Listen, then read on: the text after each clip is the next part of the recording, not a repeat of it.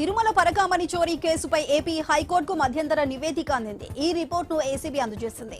నిందితుడు రవికుమార్ సహా అతని కుటుంబ సభ్యుల ఆస్తుల వివరాలు ఆ నివేదికలో ఉన్నట్లు సమాచారం.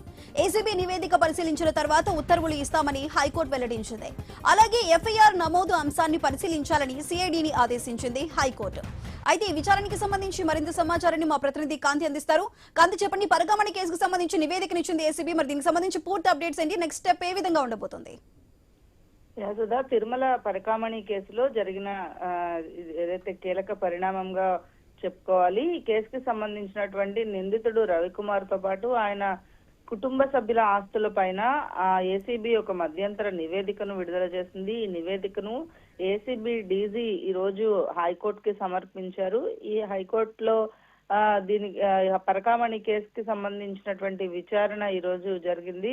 దానిని వివరంగా పరిశీలించిన అనంతరం తగిన వివరాలు అందజేస్తామని హైకోర్టు స్పష్టం చేసింది. అలాగే ఎఫ్ఐఆర్లు నమోదు చేయాల్సిన అవసరం ఉందా లేదా అనే అంశాన్ని కూడా పరిశీలించాలని సిఐడి న్యాయస్థానం ఆదేశాలు జారీ చేసింది. పరకామణిలో జరిగిన చోరీ వ్యవహారంలో హైకోర్టులో ఈ రోజు విచారణ జరిగిన సందర్భంగా న్యాయమూర్తి చేసినటువంటి కొన్ని కీలక వ్యాఖ్యలు చూసినట్లయితే దర్యాప్తు చాలా వరకు పూర్తయింది, కానీ కొన్ని అంశాలపైన ఇంకా విచారణ మిగిలి ఉంది అని కూడా పేర్కోవడం జరిగింది. ఇక సుప్రీంకోర్టు ఇచ్చినటువంటి తీర్పుల ప్రకారం ఈ కేసు పరిస్థితుల ఆధారంగా మరో ఎఫ్ఐఆర్ నమోదు చేయాల్సిన అవకాశం ఉందని కూడా హైకోర్టు అభిప్రాయపడింది. ఈ అంశాన్ని కూడా సిఐడి పరిశీలించాలని సూచించడంతో పాటు కొన్ని కీలకమైనటువంటి నిర్ణయాలు తదుపరి విచారణ ఏదైతే ఉందో జనవరి 5వ తారీఖున వాయిదా వేస్తూ హైకోర్టు తీర్పు ఇవ్వడం జరిగింది. ఇక ఏసీబీ నివేదిక పైన